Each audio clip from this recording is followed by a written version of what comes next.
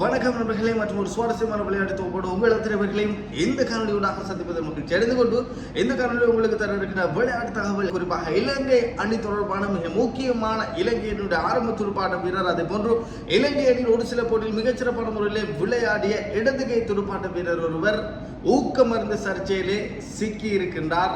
இது மிக முக்கியமான ஒரு பேசு பொருளாக தற்பொழுது கிரிக்கெட் அரங்கில் பேசப்பட்டுக் கொண்டிருக்கின்றது. இது தொடர்பாக இந்த காணொலியை தர இருக்கிறது. அதே போன்று இந்தியாவிலே புறக்கணிக்கப்பட்ட வீரர் ஆரம்ப துடுப்பாட்ட வீரர் அதே போன்று விக்கெட் காப்பாளர் குறிப்பாக மும்பை இந்தியன்ஸ் அணியினுடைய விக்கெட் காப்பாளர் அதே போல ஆரம்ப துடுப்பாட்ட வீரராக இருக்கக்கூடிய இசான் கிசான் மிகச்சிறப்பான முறையிலே துடுப்படுத்தாட்டி இருக்கின்றார். நேற்றைய தினம் இது தொடர்பாகவும் இந்த காணொலியை உங்களுக்கு தர இருக்கிறது. முன்பதாக நீங்க இந்த காணொலியை பார்த்துக் கொண்டிருக்கிறீர்களாக இருந்தால் மறக்காமல் லைக் பண்ணுங்க, ஷேர் பண்ணுங்க, ஃபாலோ பண்ணுங்க. அதே போல பாபா தமிழ் சொல்லக்கூடிய யூடியூப் சேனல்ல இப்பதான் நீங்க ஃபர்ஸ்ட் முறை பார்க்குறீங்க மறந்துடாதீங்க, லைக் பண்ணி சப்ஸ்கிரைப் பண்ணி அந்த பெல் ஐக்கனையும் அப்படி ஒரு தட்டொன்று தட்டி வச்சுங்க. காரணம் நான் போடுற ஒவ்வொரு வீடியோ உங்களுக்கு நோட்டிபிகேஷன்ல வந்துள்ளும். உங்களுடைய ஆதரவுக்கும் அன்புக்கும் மிக்க நன்றி. இப்போ வாங்க இந்த வீடியோக்குள்ள போகலாம்.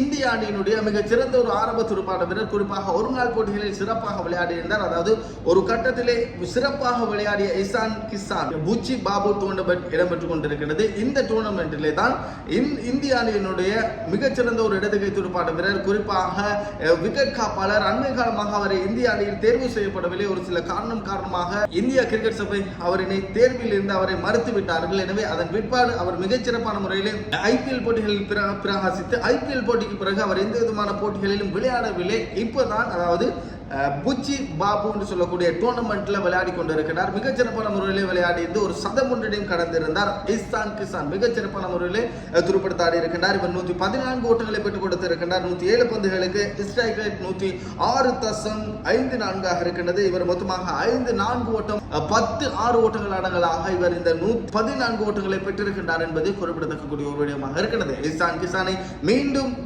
தேர்வாளர்களுடைய கதவை தட்டி கொண்டிருக்கின்றார். எப்படியாவது இந்திய அணிக்குள் உட்புகுவதற்காக வேண்டி குறிப்பாக 200 ஓட்டங்களை பெற்றிருந்தார் இசான் கிசான் அண்மை காலத்தில் அதாவது ஒரு போட்டி ஒன்றில் இந்தியா அணிக்காக வேண்டி 200 ஓட்டத்தினையும் இப்ப கிட்டத்திலே அவர் பெற்றிருந்தார் என்பது குறிப்பிடத்தக்கக்கூடிய ஒரு விடயமாக இருக்கிறது. அணியை விட்டு தூக்கி இருந்தார்கள், ஆனால் சிறப்பான முறையிலே விளையாடி கொண்டிருக்கிறார் இசான் கிசான். அதே போல நாங்கள் பார்த்தோமாக இருந்தால் அதாவது இலங்கை அணியினுடைய முன்னாள் ஆரம்ப துடுப்பாட்ட வீரர் அது போன்ற விக்கெட் காப்பாளர் குறிப்பாக நாங்கள் பார்த்தோமாக இருந்தால் இலங்கையில் இடம்பெற்ற லங்கா பிரீமியர் லீக் கிரிக்கெட் சுற்று போட்டியிலே லங்கா பிரீமியர் லீக் கிரிக்கெட் சுற்று போட்டியினுடைய கோல் மாவஸ் அணியினுடைய தலைவராக இருந்த நிரோஷன் டிக்வெல்ல தான் அதாவது இலங்கையில் ஊக்க மருந்தினை இந்த லங்கா பிரீமியர் லீக்கில் உபயோகித்தார் என்பதாக குற்றச்சாட்டு வெளியாகிருக்கிறது. அவருக்கு இலங்கை கிரிக்கெட் சபையின் மூலமாக ஆயுள் கால தடை விதித்திருக்கின்றார்கள். இலங்கை கிரிக்கெட் சபை குறிப்பாக எந்த விதமான போட்டிகளிலோ அதாவது இலங்கை சார்ந்த போட்டிகளாக இருக்கலாம், அதே போன்று கழக மட்ட போட்டிகளாக இருக்கலாம், அதே போன்று லீக் போட்டிகளாக இருக்கலாம், குறிப்பாக நாங்கள் பார்த்தோமாக இருந்தால்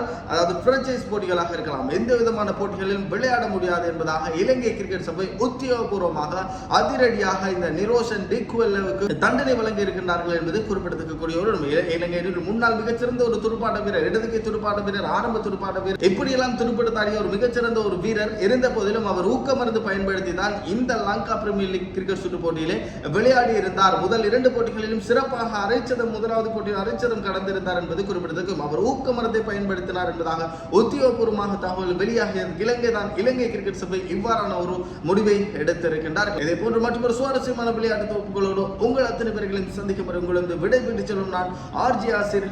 வணக்கம் நேர்களே.